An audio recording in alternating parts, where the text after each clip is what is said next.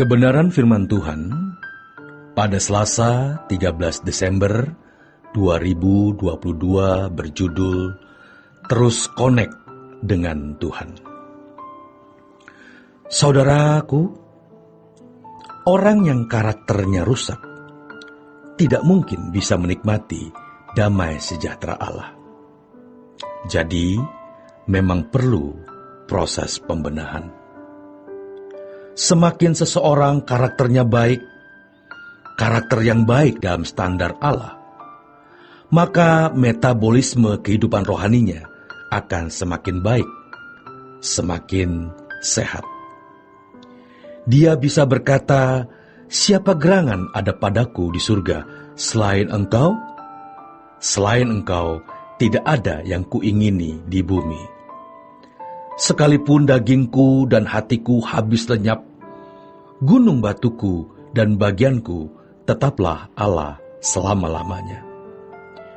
Jadi, tidak heran kalau Rasul Paulus menulis dalam kitab Galatia, asal ada makanan, pakaian cukup. Kebutuhan fisik itu relatif.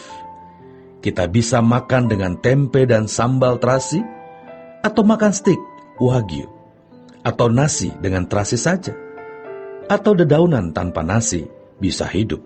Tentu dedaunan yang bisa dimakan.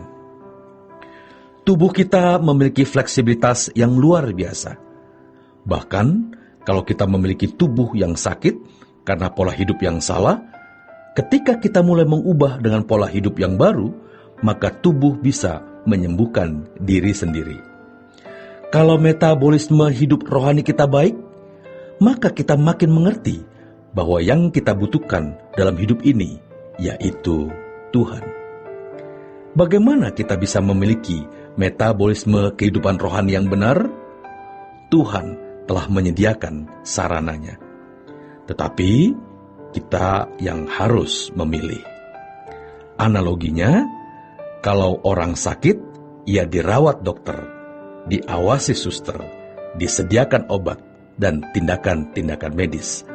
Tetapi kalau sang pasien tidak mau menuruti nasihat dokter, maka tidak akan sembuh. Harus kooperatif. Pernah dengar ada orang yang sakit tidak sembuh-sembuh? Diberi obat, tetapi kenapa tidak ada perubahan? Ternyata obat yang diberikan tidak dia minum. Dimasukkan di bawah kasur yang suatu hari ketahuan. Ternyata dia tidak minum, atau mungkin juga dibuang. Tidak kooperatif. Disuntik menolak, diinfus tidak mau. Ada pantangan makan tertentu, dia tetap makan. Mati akhirnya, tidak sembuh. Kita ini pasien, dan Tuhan Yesus berkata, bukan orang sehat yang membutuhkan tabib, tetapi orang sakit. Kita orang sakit, kita butuh tabib. Yesus adalah tabib kita. Ia bukan hanya menyembuhkan fisik kita, tetapi juga menyembuhkan jiwa kita. Maka kita harus kooperatif. Gereja, pelayanan gereja haruslah merupakan penyelenggaraan penyembuhan atas pasien-pasien yang mengalami sakit jiwa atau rohani.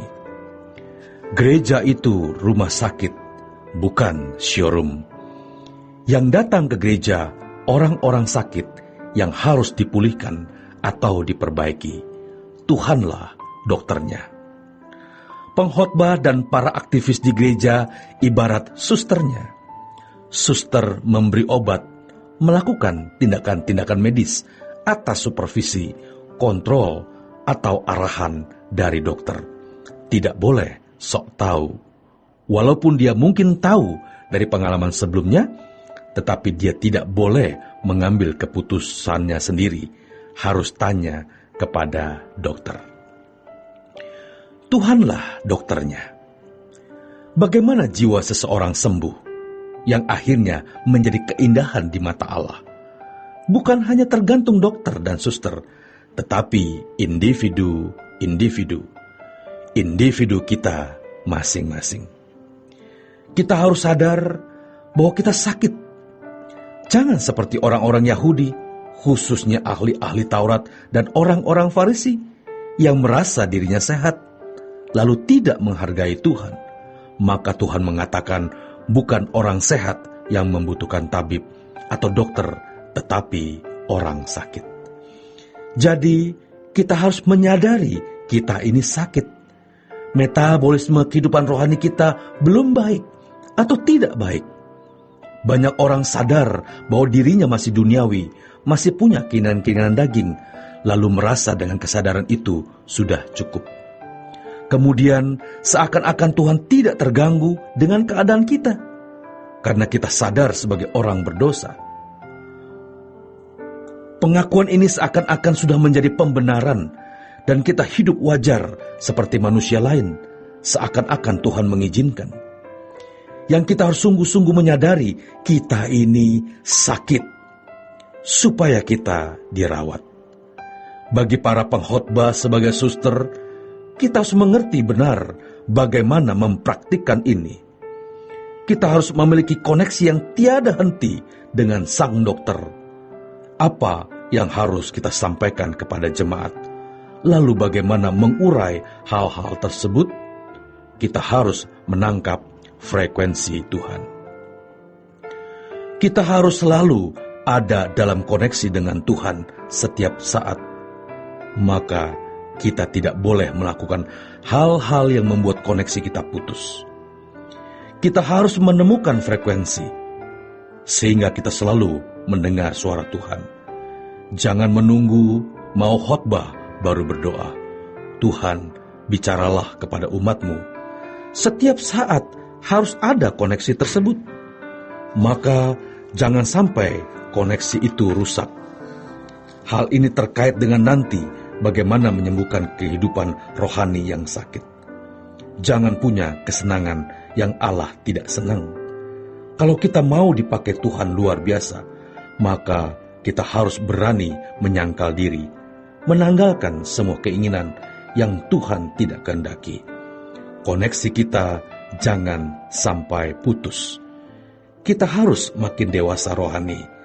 Salah satu ciri kedewasaan rohani yaitu hidup suci. Tidak punya kesenangan dunia. Dengan hidup suci, koneksi kita akan terus tersambung. Selamat berjuang saudaraku. Tuhan Yesus memberkati.